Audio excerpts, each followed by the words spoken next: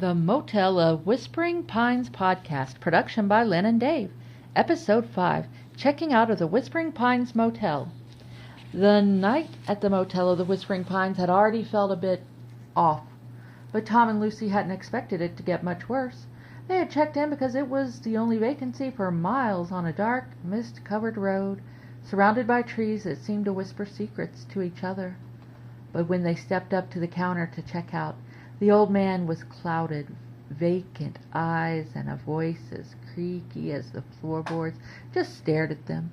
"Are you sure you wouldn't like to stay another night?" he asked, his words slow and syrupy, eyes glinting like something hungry lay just behind them. Tom shot Lucy a nervous smile and shook his head. "No, thanks.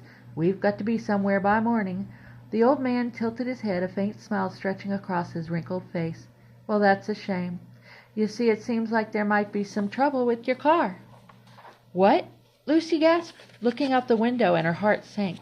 Outside in the misty, dim morning she could see their car, and just as the old man had hinted, smoke was pouring out from under the hood. The old man picked up a rusty metal bucket from behind the counter and held it out to them, smirking. "Looks like you'll be needing this." Lucy's fingers brushed over the rough metal, and her heart dropped further. It was ice cold, and when she peered inside, there was a fist-sized hole in the bottom. She looked up to protest, but the old man's crooked smile stopped her. "Our water pipe's been plugged for a while now," he said, nodding toward a small window at the back of the room. "But there's a well up the hill. Freshest water there is. Just might save that car of yours." Tom took the bucket from Lucy, his hand trembling, and grabbed her arm. "Come on, let's hurry."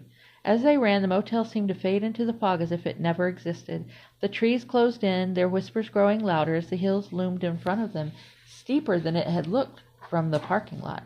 The fog was thick and damp, and as they climbed, Tom felt a strange sensation that he wasn't entirely sure was real. It felt as if the trees were leaning toward them, bending slightly, whispering, just loud enough to be heard, but too quiet to be understood.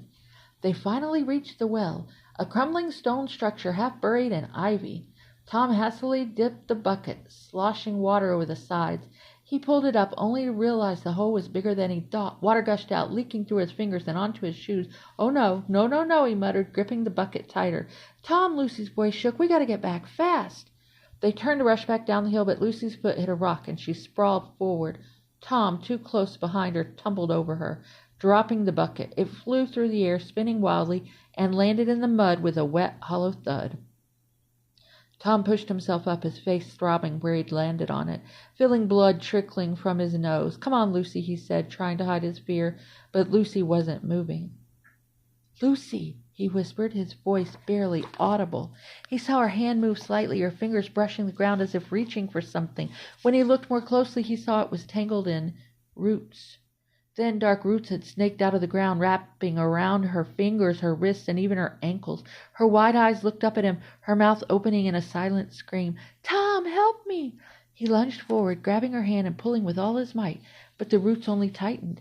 They twisted around her legs and waist, pulling her down into the ground as if the earth itself was trying to swallow her.